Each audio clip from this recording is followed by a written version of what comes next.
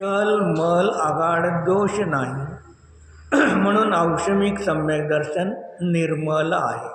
एक मग औषमिक सम्यक दर्शन आणि औषमिक चारित्र. मग उपशम श्रेणी चढत असताना जे चारित्र आहे ते चारित्र निर्मल आहे, तिथेही दोष नाहीत. श्रेणी दोन प्रकारच्या श्रेणी, एक उपशम श्रेणी आणि एक क्षपक श्रेणी. मग क्षपक श्रेणीमध्ये तर कर्माचा नाश करत चालला, पण ते तर शुद्ध आहेच.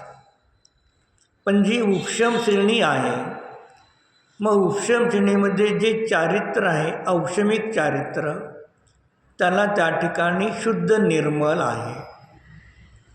म्हणजे तिथे श्रद्धा आणि चारित्र दोन गुणामध्ये निर्मलता आहे. चल मल आगाड दोष नाही म्हणून औषमिक भावानंतर क्षाऔक्षमिक भाव न घेता डायरेक्ट क्षायिक भाव घेतला.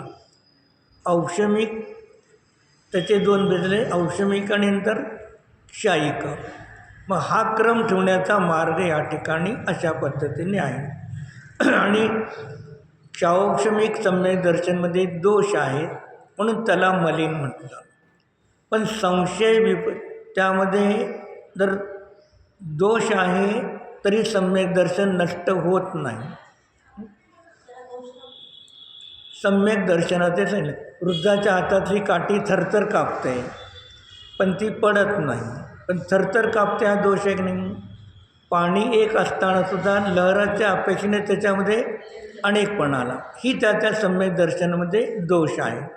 आणि त्या क्षौषम सम्यक दर्शनमध्ये दोष कुणामुळे येतात, कोणत्या कारणामुळे दोष येतात, तर क्षौषम सम्यकदृष्टी जीवापसी मिथ्यात्व प्रकृती आणि सम्यक मिथ्यात्व प्रकृती याचा उदय नाही.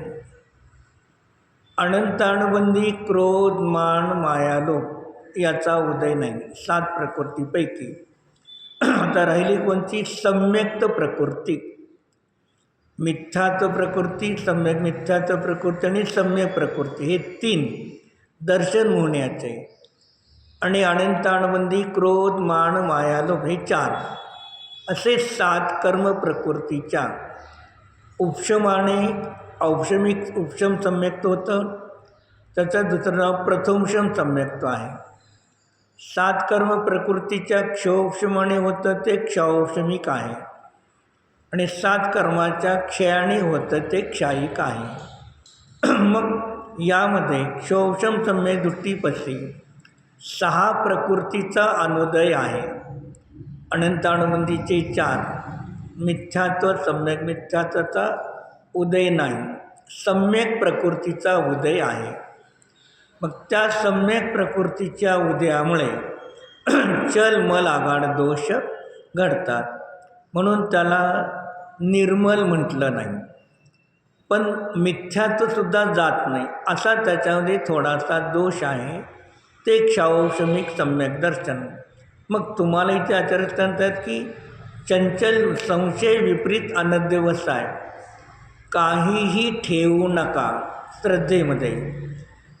परद्रव्य परपदार्थ ध्यान करण्यासाठी आश्रय करण्यासाठी त्याज्यच आहेत, उपादेय नाही.